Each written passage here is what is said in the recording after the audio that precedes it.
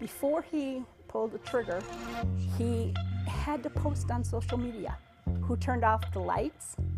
And it's like when we found him, his phone was still on, still in his hand, with blood on it and all. But I mean, he was so addicted to it that his last moments of his life was about posting on social media.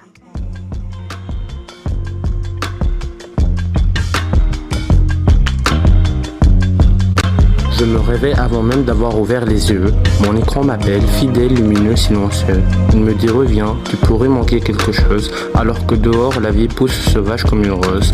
Mes doigts glissent avant même que mon esprit se lève, prisonnier d'une routine que je croyais trop brève. Les réseaux sociaux, c'est un théâtre où chacun joue un rôle, où l'on maquille nos ruptures et nos chutes qui nous collent. On choisit ce qu'on montre, on casse ce qui nous brise, on étouffe nos silences sous des filtres qui nous grisent.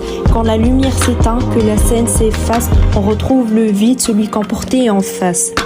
J'ai le monde dans la main, mais j'ai perdu le mien. Je clique, je respire moins, je me dessous dans le lien. J'ai le monde dans la main, mais je suis plus sur le chemin. Et plus je touche l'écran, plus je m'éloigne des miens. Je reviendrai peut-être, on revient toujours un peu. Mais j'aurais repris les rênes, j'aurais redressé mes vœux. La vraie vie n'a pas de filtre, pas de bouton rejoué.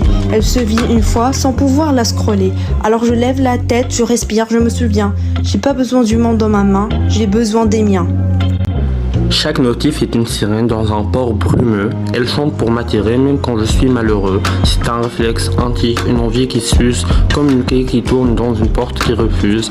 On glisse dans la comparaison comme on tombe d'un pont et on finit par croire que notre vie vaut pas le fond. J'ai le monde dans la main mais j'ai perdu le mien. Je clique, je respire moins, je me dissous dans le lien. J'ai le monde dans la main mais je suis plus sur le chemin. Et plus je touche l'écran, plus je m'éloigne des miens. Je reconnais leurs photos, leurs vacances, leurs éclats, mais leur vérité, leurs failles, non, ça je ne sais pas.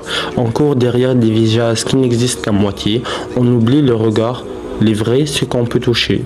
On vit ensemble sans jamais se rencontrer, on s'écrit des mots qu'on n'oserait pas prononcer. Alors j'apprends à décrocher, à retrouver mes pas, à sentir l'air sur ma peau, à écouter ma voix. J'enlève l'écran entre moi et le monde vivant, je découvre que le silence peut être rassurant. Je comprends, petit à petit, sans bruit, que la liberté commence quand le téléphone s'oublie.